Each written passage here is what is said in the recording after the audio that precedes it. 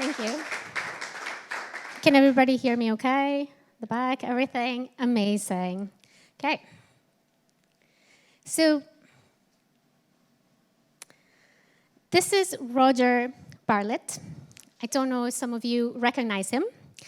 Before 1954, nobody thought that a human being could run a mile under 4 minutes.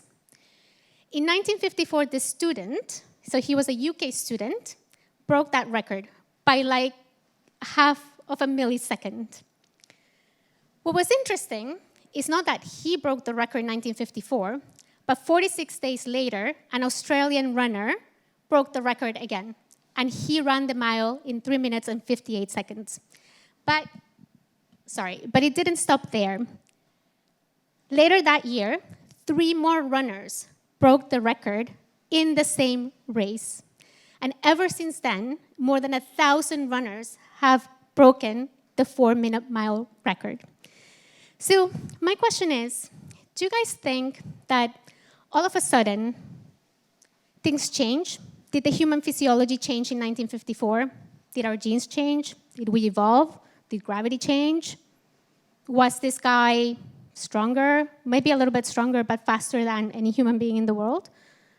Well, that wasn't the case, because actually what was really interesting about him is that he didn't have any trainers. He was not like the other professional athletes that had doctors, nutritionists, trainers, physiotherapists. He was just a student, and he trained himself to run the 4-minute mile. And people used to criticize him. Newspapers used to say, you should go get yourself a real team, and he took a lot of negative criticism, but he did it. And what this comes to show is that what was different about him was the belief that it could be done. But what's really interesting is after somebody showed him that it could be done, then everybody else started doing it as well. So beliefs are powerful. We don't think that what we think and we believe in life impacts our results, but it really does. So today, what I'd like to talk to you about is a methodology, an idea that you can use so that all of the client acquisition tactics that you have right now in your business, so that everything that you're doing to grow your business lands in fertile ground. I have amazing co-speakers that are going to tell you about specific strategies to attract, to keep customers, to grow your businesses. But if you apply this as the foundation of everything that you're doing, I can guarantee something is going to change. And if you are disciplined about it, something big is going to change. Just to do a quick introduction, I am a mindset expert. And what I do is that I help business owners and their teams instill growth mindset so that they can grow their businesses faster and often more comfortably. So let's talk about what mindset actually is. What is this idea? So mindset is this group of thoughts, behaviors, perspectives, and beliefs that we all have around the world. And everybody's mindset is different. It's like a thermostat. And it's set there according to the experiences that you've had in the past. So if you had bad experiences in the past, maybe you form a mindset that certain things are bad. If you had really good experiences in the past, maybe you form a mindset where you can do anything. And I can only sum it up in whether you think you can or you can't, you're right. And this is a famous quote. Oops, sorry. So let's talk about the difference between fixed and growth mindset. In the 1940s, there was a professor from Stanford University. She's very prestigious, and she's the one who started studying this phenomenon that she was seeing, where there were some people who were naturally more inclined to think that they could actually change, grow their abilities, and get better results in their lives. But then she also saw that there were some people who thought that the hand they were dealt was all they had. They were never going to get more intelligent. They were never going to get more better. They were never going to acquire more skills. And they were never going to get results different than the results they had already. So she started studying this phenomenon, and what was really wonderful is she actually took this into the corporate world, and you can read it in her book. It's called Growth Mindset. She took it into companies like GE, and she saw that this made a difference in the bottom line. It wasn't just some fluffy coaching leadership thing that somebody was talking about. When she saw that her clients embedded growth mindset into their businesses, people became more resilient. There were less absenteeism. There was way more innovation, and that really helped them in terms of the bottom line. So how does it work? This is probably one of the most important concepts that you might have heard about. Our thoughts create our emotions. When our brain thinks a thought, it literally releases chemicals that go into our body to make us feel the same way as that thought. That's why thoughts are so powerful. And think about it. If you're thinking, I'm crap, I can't get anything right, my business is never going to grow, this is all terrible, I might as well just give up, why don't I just sell this, why don't I just leave? Then how are you going to actually feel? Well, you're not going to feel great, are you? You're going to feel very hopeless, you're going to feel angry, I don't know, you're going to have all these negative feelings. And then what's going to happen is that you are going to act according to those feelings. So if you're in a bad place, those are the things that you're going to be doing that are going to not be helping you get to the actions that you want to take in your business, and that will affect your results. So if I want to grow my business, but I go into a client's place and I'm like, well, you should buy some services from me. My agency is really great. We've done a lot of good work for our clients. Yeah. What do you think that person's going to say? They're probably not going to believe that you believe what you're saying or your energy and anything. But if you go in and you're like, you know what? We love our customers. We love what we do. I am so passionate that I built this business. And I like helping people just like you. Would you like to talk to me? Would you like to potentially work with me? What do you think that person's going to do? They're probably going to give you the time to have a conversation, which is all that we need, all that we want as business owners sitting here in this room. So this has real-life implications, and I'm going to give you a real-life example of this that happened with a client of mine. This was around May, June time. Real-life example. Obviously, I'm not going to mention the name. An agency. Been around for 19 years, been through the ups and downs of agencies, had to contract during COVID to 3 clients. So 3 employees. They grew back up. They were doing really great. And then all of the stuff that's been going on that we all know about hit them. So they lost 2 of their biggest clients, and the 3rd one actually went out of business. So they were left at a point where they thought by the end of the year they were going to eat through their whole cash flow, and they were going to have to start letting people go. This is where my business owner client was at. And we had a conversation, and she came to me and she said, Ilse, it's so horrible. You know, there is the election in the US. Nobody wants to make decisions right now. Like, our pipeline is healthy, but nobody wants to make a decision this side of the year. We're going to have to let people go. And the economy is so bad right now. Look at this. And it's just been so bad. Like, I just see everything is bad everywhere. Everybody's going bust. And I said, okay, let's look at it from a realistic point of view. It's true. I can't deny that the economy is bad. Well, I mean, that's relative. I can't deny that there was an election in the US. I can't. I can't deny that there was a new budget. There was. But is there anything you can actually do about that? That's what I told her. I'm like, can you do anything about that? Can you change the economy? No. Can you change the election? No. So why are you wasting your time thinking about it? You should be spending your time thinking about what you can actually do about it. And we did this real-life exercise. And I encourage you to do it whenever you're facing something like this. Take out a piece of paper and go, what can I control and what can't I control? All of the things in the column that you can control, put a red X through it and stop thinking about it. Because if you can't control it, what's the point? All it's doing is draining your energy. And now think very creatively, and on the other side, put all the things you can do. And real-life example, what I did with this lady, very smart lady. I'm like, okay, so is there another industry you could target? She's like, we always thought about going into B2B e-commerce because it's a really good niche to be in, but we've just never done it before. Like, what a great opportunity for you to do it right now. Okay, left column. What else? What else can you do? I was like, I remember you said that you were being paid, asked to consult, but you never consulted because you were so busy. But you have so many years in the industry and consulting pays really well. Why don't you consult? And she's like, oh my God, so many people have asked me and I haven't consulted. Okay, cool, I'm gonna put that on the left column. What else? Oh, I've always thought about starting an Instagram account to share my knowledge. Cool, now is the time to do it. All of those things went on the left-hand column. She started her Instagram account right away. Brilliant lady. Really love working with her. Very smart person. Doubts herself like we all do. And then what is happening now, so this was May.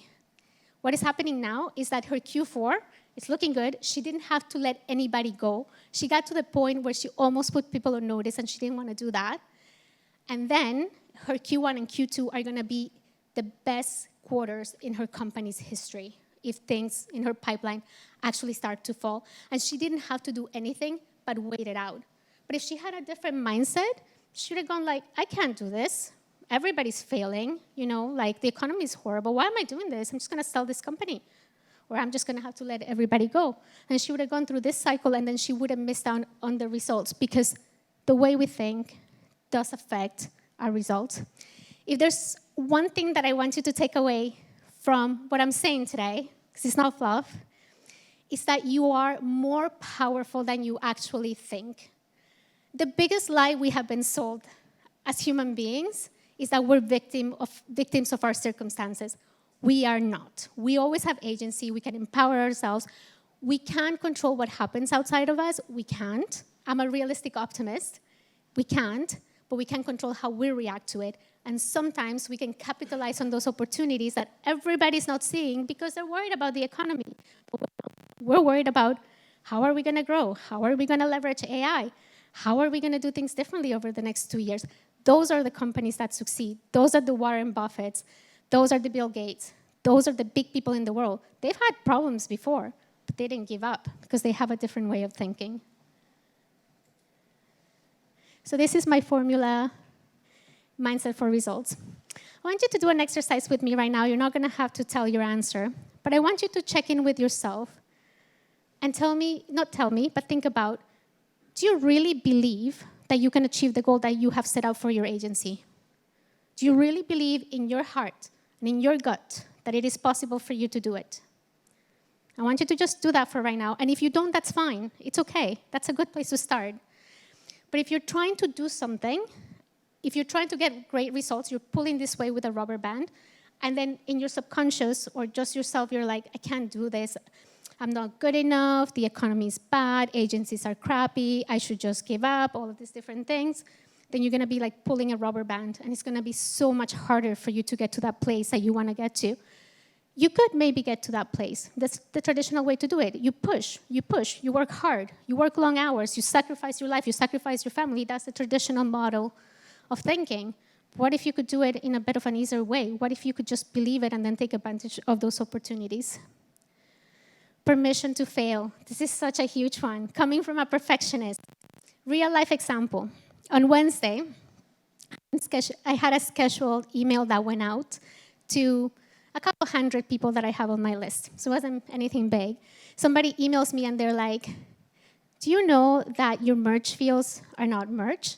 So I sent everybody a hello, first name, and some of you might have received it because I think you might be on my list. Hello, first name. And 2 people told me that, and they were actually marketers. So I have lots of marketers on my list. But what's really interesting is that I have done so much work on my mindset. A few years ago, I would have been devastated. I would have not stopped thinking about how crappy I am, how nobody's ever going to trust me again, who would want to do business with me, I can't even send an email. But what I did is I turned it into a learning opportunity. And I told that client that received that email, I said, you know what? On Saturday, I just wanted to get this out. I was way too busy. My business is really busy. I don't have a lot of time. But I wanted to share my message with my network. So I just sat there and I sent the email. And yes, I made a mistake, but I sent it out. And I am learning to be okay with not being perfect. So I turned this into a bit of an opportunity. But what was surprising to me was my reaction to these things. I've changed so much as a person that things that before would have floored me, not anymore. So this work is really amazing in that sense. And realistic optimism, like I just talked about. So it's not about burying your head in the sand and going like, there's nothing going on with the economy. No way. That's not true. It's been difficult for everybody, including myself. But what you want to do is not let yourself be controlled by those things that you can't really control. So now we get to the meat of why you're here. You want to get more clients, right? So this is how you can actually do this within your organization to be able to get more clients. Take calculated risks and give people permission to fail. So I think that's what I talked about before. Build a culture where failure is okay, it's accepted, and it's celebrated.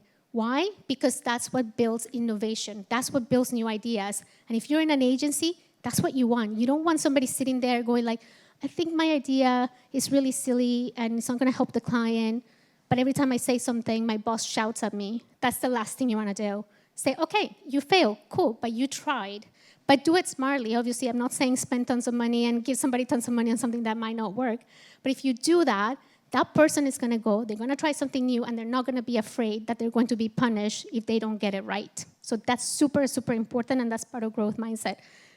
And finally, really dare to be an original and think outside the box. I'm a contrarian. I don't think everything has to be done the way they told us. I think a lot of things we made up. A 9 to 5 is made up. Nobody can touch a 9 to 5. It's a concept we made up. So why can you not do things in a different way? Why can you not take a B2B strategy and apply it to a B2C client? Why can you not take a B2C client and apply it to a B2B strategy? Why can you not do something that you saw a great fashion brand do for your clients? Just because somebody else is doing things in a certain way doesn't mean you also have to do them. So it's a quick reminder that that's what thinking outside the box means. It means taking the risk to be different and to propose something new to your clients. If you have this type of mentality within your business, I can guarantee the people that work within your company will help all of your efforts. And whatever you do, no matter what tactic it is going to get better results than if you were just trying to push and push and push to get new clients. Okay, so I'm going to do an exercise with you. So I want you to take off your phone, or if you have your piece of paper with you, or do it in your head if you want. And it's called my impossible goal exercise. I do this with every client, by the way. I want you to write down the number that you're obsessed about for your business right now. Is it your revenue? Do you want to get to a certain revenue? Is it the number of people you want to hire? There's something each one of you is striving towards in your companies. I want you to write that number down. That number you've been thinking about all the time that's been keeping you up at night. So let's say it's a revenue of £1 million. And under that, I want you to put it to times it by 5. So if it's £1 million, say £5 million.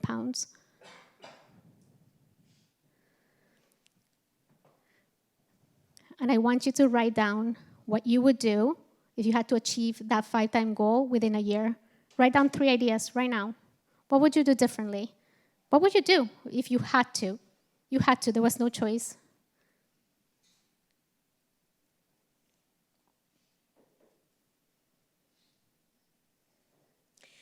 And by the way, every time I do this exercise with my clients, they're like, no, we can't. Because of this, and because of that. I'm like, okay, cool. Let's just try it. Let's just try it. Because the whole point is not to achieve that. It's to think big enough to not sell yourself short.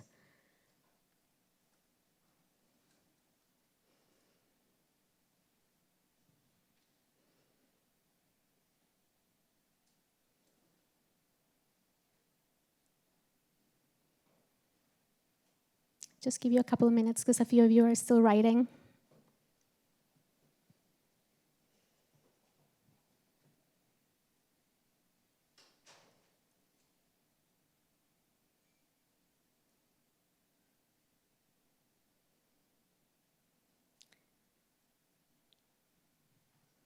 Did everybody come up with at least 2 things that you would do differently or new or more of?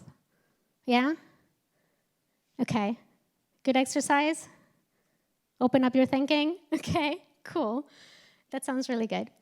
We're actually at the end of my presentation, but what I did want is to invite you to do something right away with what you learned today. So you've invested this afternoon to be here with us to learn new things. When you get out of here, do one thing to implement something that we talked about today. Maybe you want to write down, I'm powerful. My clients do that all the time. They write it on a Post-it and keep it by their desk to remember that they are powerful because we tend to forget, or something else. And that's actually it. That's the end of my presentation. Thank you.